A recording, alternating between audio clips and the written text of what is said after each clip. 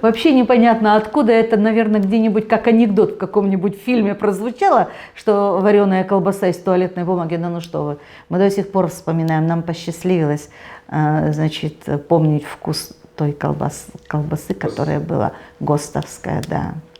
Вы знаете, вот я тоже тогда это вспоминаю, потому что у нас был еще один такой контролирующий орган, как Госторгинспекция.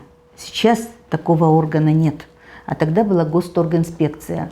И очень часто эта Госторгинспекция выходила с проверками на предприятия производства.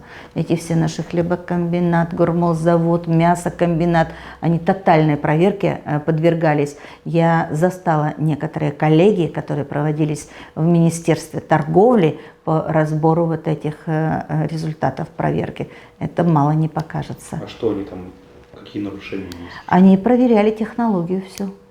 Сколько вложения, сколько недовложения, сколько чего, сколько вышло хлеба, соответствующие даже внешним показателям. Пришли в магазин, и оказалось, что на прилавке выложен хлеб, а у него, допустим, подгорелая корка. На тебя составили акт продажа недоброкачественного хлеба. Несешь ответственность.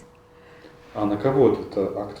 Если, И на магазин? Если магазин осуществил приемку, не забраковал эту булку хлеба, то несет ответственность магазин.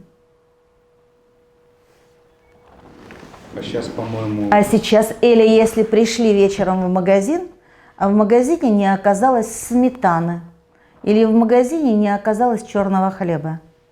Это допущенные перебои. Мы же взяли социалистическое обязательство обеспечить бесперебойную продажу товаров, продовольственных товаров в своем магазине.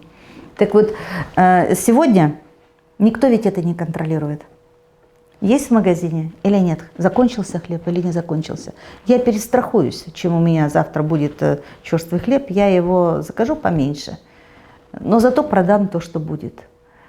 А раньше было попробуй.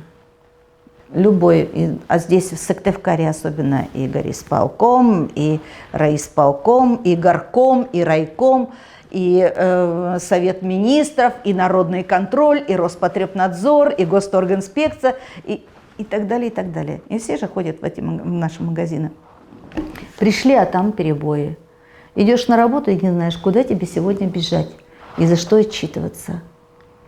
Где хватило товара, а где не хватило. Но это ведь жизнь. Поэтому если какой-то магазин закрывался на ревизию, мы сообщали всем ближайшим, что такого-то числа у нас будет ревизия, мы будем закрыты. Вы, пожалуйста, обеспечьте больше заявку на хлеб или на молоко.